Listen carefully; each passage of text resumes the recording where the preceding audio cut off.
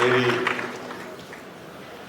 बहुत प्रबल इच्छा है और मैं ये दुआ करता हूँ, प्रार्थना करता हूँ कि मैं आखिरी सांस तक विद्यार्थी बना रहूं।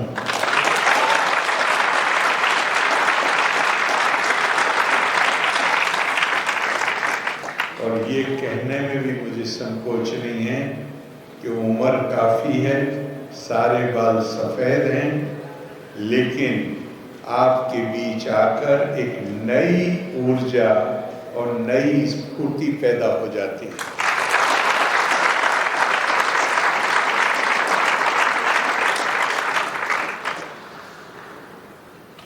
बहुत बहुत धन्यवाद।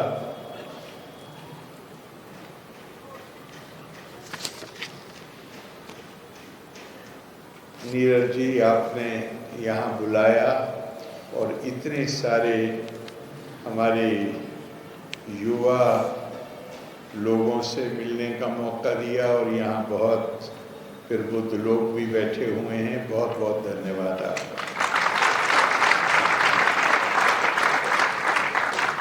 आज का विषय बहुत महत्वपूर्ण है। ऐसा नहीं है कि ये संगोष्ठियाँ आयोजित करके हम कोई नई एकता पैदा कर रहे हैं। एकता तो भारत में हजारों हजार वर्ष से उसकी हम चेतना पैदा कर रहे हैं।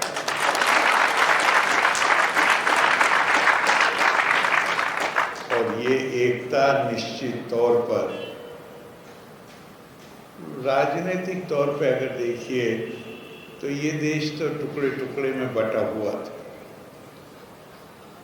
और उस टुकड़े टुकड़े होने में जो कमजोरियां आई थी उसी के चलते हमने गुलामी का जुआ अपने कंधों पर ढोया।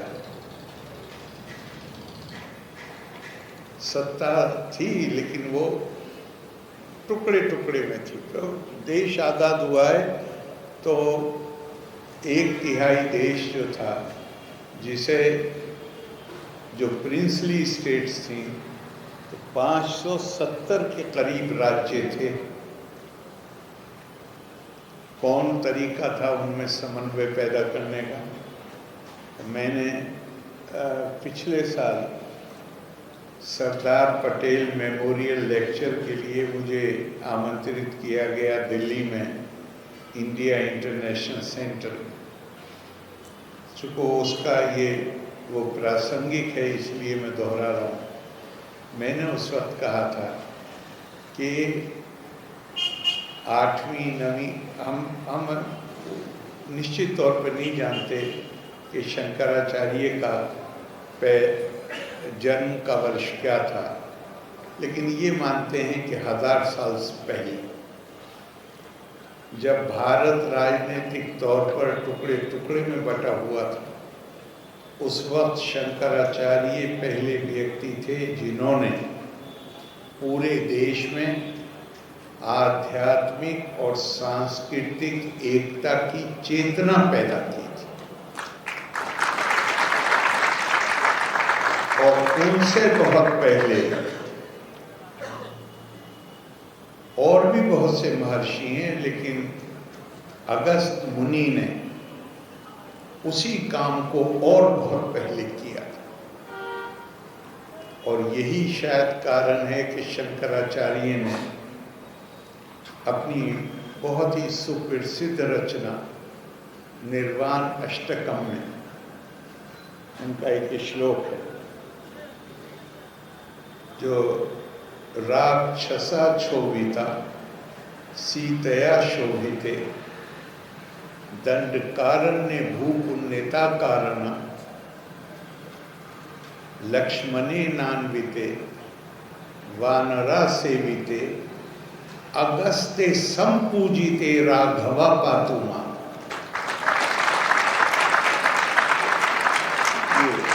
निर्वाण शतकम में। तो ये वो विभूतियां हैं। ये हमारे यहाँ तो ना ऋषियों की कमी है न किताबों की कमी, लेकिन एक बात हमें अपने मानस में स्पष्ट करने की जरूरत है कि उन्होंने अलग अलग संदेश नहीं दिए। वो जो काल था उसमें आज की तरह के संचार माध्यम नहीं थे कि जहां आपने आज पटना में एक बात कही वो शाम तक पूरे देश में जानी जाए। जो भारत में वैदिक काल से जो आदर्श, जो मूल्य स्थापित हुए थे,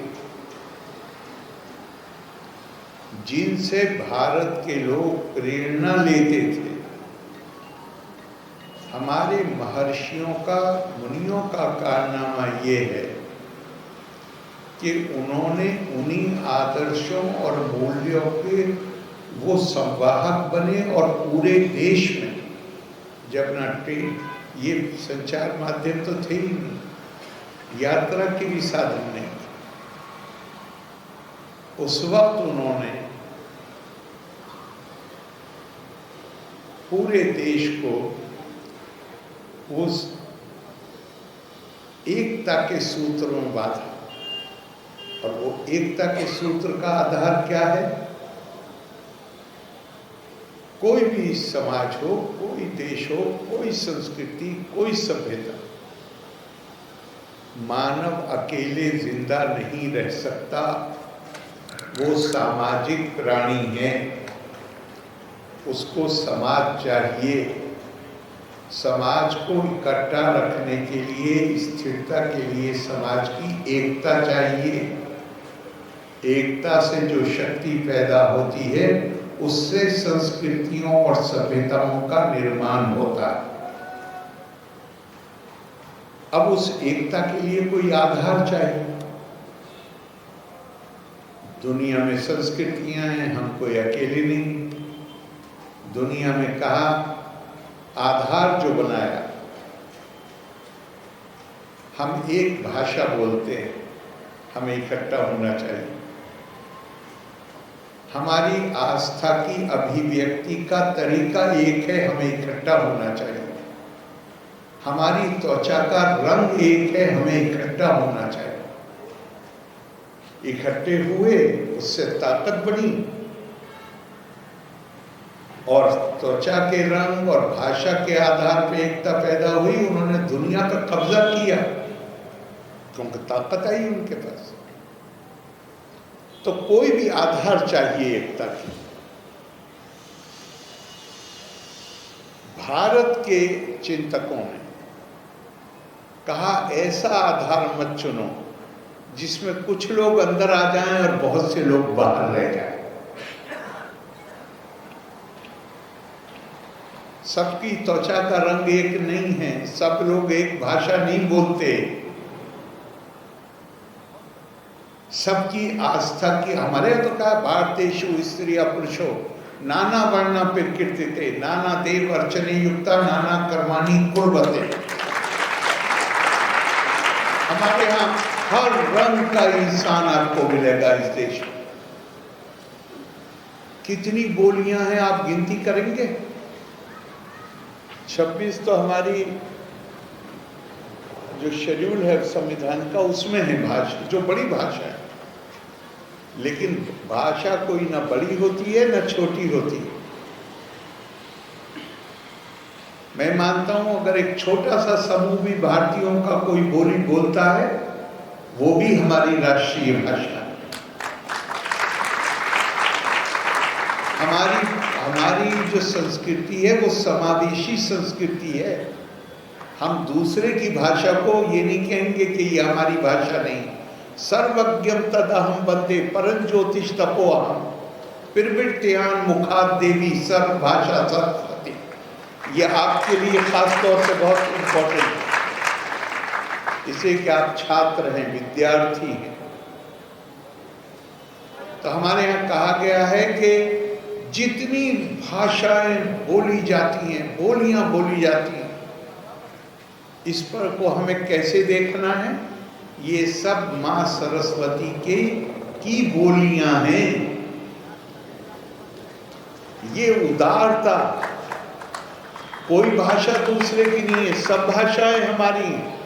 और कहा गया कि अगर किसी भी संस्कृति को, लोगों को समझने का सबसे प्रभावी माध्यम वो है, वो भाषा जो वो बोलते हैं।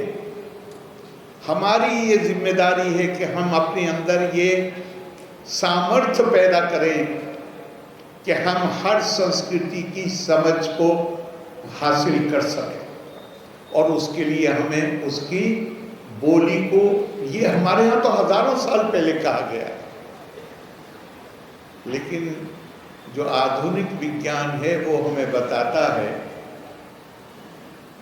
ये अगर मुझे सही याद है तो कई साल पहले मैंने हार्वर्ड यूनिवर्सिटी का एक पेपर पढ़ा था, जो उन्होंने बहुत अनुसंधान के बाद तैयार किया है। उन्होंने कहा है कि अगर आपको किसी को 2 से अधिक भाषाएं आती हैं तो आपको वृद्ध अवस्था में जो बहुत सारी मानसिक कारणों से बीमारियां होती हैं, आपका उससे बचाव हो जाएगा और उसकी संभावना बहुत कम हो जाएगी। क्यों? हमारे शरीर के जितने अंग हैं सब सक्रिय हैं। एक ही अंग है हमारे शरीर में जो बहुत ही लेजी को क्या कहेंगे सर, सुस्त, आलसी, जो खुद से काम करने को तैयार नहीं होता, वो है हमारा मस्तिष्क। अब तो आदतें बदल रही हैं, इसलिए कि सेमिस्टर सिस्टम भी है, मंथली टेस्ट भी होते हैं। लेकिन जब हम यूनिवर्सिटी में थे तो 8 महीने 9 महीने छात्र जो हैं वो घूमाघामी करते थे और इम्तहान की रात को पढ़ते थे।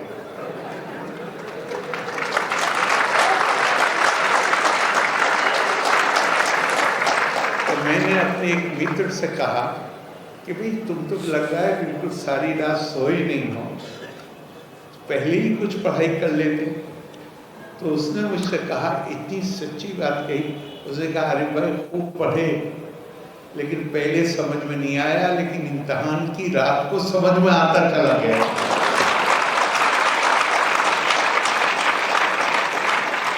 ये वास्तविकता है। वास्तविकता क्या है कि मस्तिष्क इंसान का तब काम करता है जब सामने कोई चुनौती होती है। बगैर चुनौती के काम नहीं करता। और इम्तहान कल सुबह को है तो चुनौती है। पहले पढ़ा था समझ नहीं आया, अब पढ़ा समझ में आ गया। तो इससे सबक क्या मिलता है? दुनिया में असाधारण लोग पैदा नहीं होते हैं, होते होंगे कोई एक दो। असाधारण लोग जिन्हें हम विभूति कहते हैं वो हैं जो अपने मस्तिष्क का प्रशिक्षण करते हैं साधारण परिस्थितियों में भी काम करने के लिए।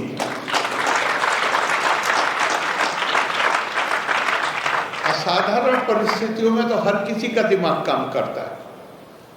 असाधारण लोग वो बनते हैं जो साधारण परिस्थितियों में रोज अपने सामने एक चुनौती पैदा करते हैं और फिर उनका मस्तिष्क वो प्रशिक्षित होता चला जाता है। फिर आपको इसमें कोई ये मत समझिएगा कि मैं कोई गुणगान कर रहा हूं, लेकिन फिर अगर पढ़ाई नहीं करेंगे ना रोजाना तो सर में दर्द हो जाता है।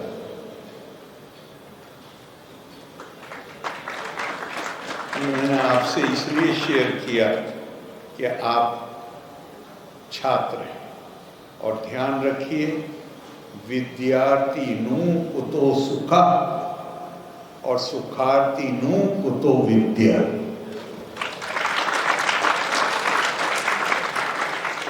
विद्यार्थी के लिए सुख जैसी कोई चीज नहीं होती। उतना सुख चाहिए होता है जिसमें माइंड अलर्ट रहे।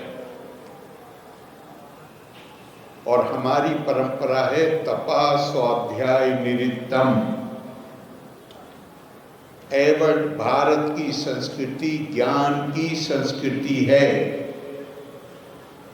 हमने बड़ा जुल्म अपने साथ किया है, अपनी संस्कृति के साथ किया है कि हमने धर्म का ट्रांसलेशन अनुवाद रिलीजन एक्सेप्ट कर लिया। बिल्कुल नहीं।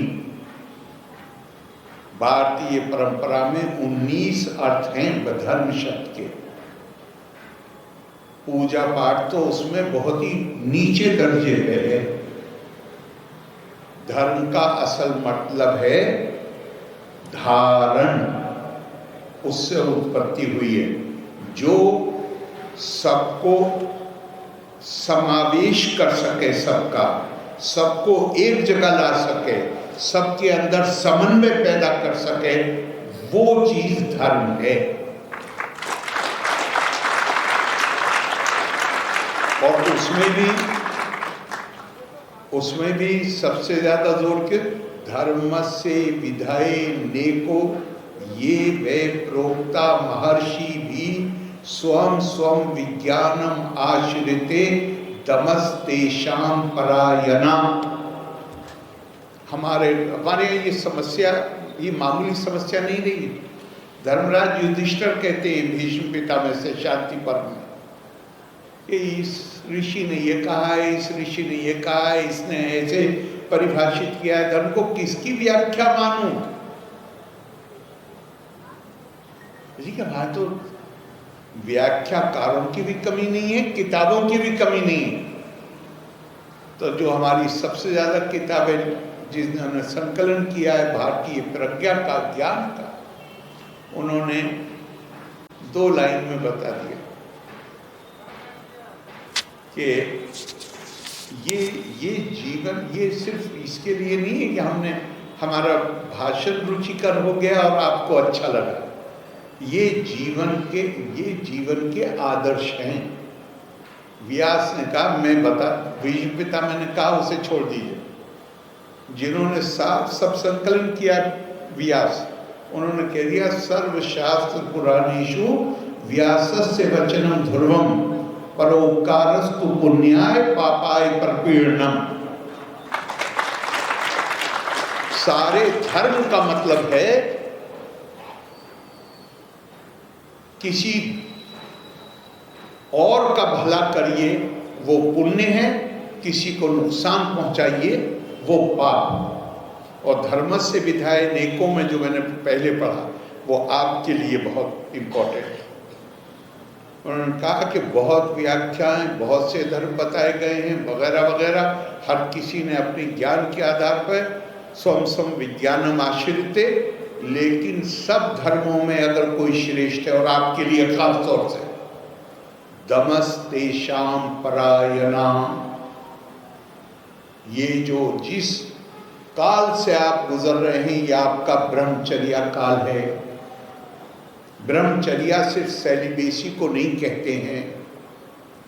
सेलिबेसी तो उसमें से एक अर्थ निकलता है, क्योंकि आपको पूरे वक्त विद्या अर्जन के काम में लगे रहना है और आपका कोई डाइवर्जन नहीं होना चाहिए। ब्रह्मचर्या कहते हैं उस काल को जिसमें आप ज्ञान का अर्जन कर रहे हैं।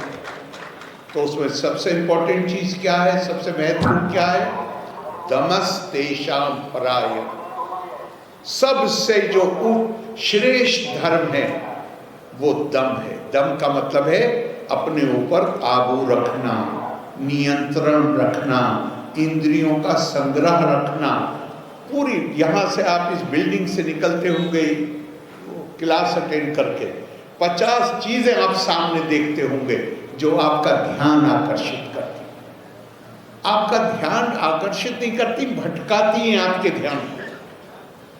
इस काल में अपने ध्यान को भटकने नहीं देना, ये भी नहीं सोचना, ये भी नहीं सोचना कि मेरे क्लास में ऐसा बच्चा है जो बड़ी गाड़ी में आता है। होगी बड़ी गाड़ी और छोटी गाड़ी, आपके लिए कोई फर्क नहीं पड़ता।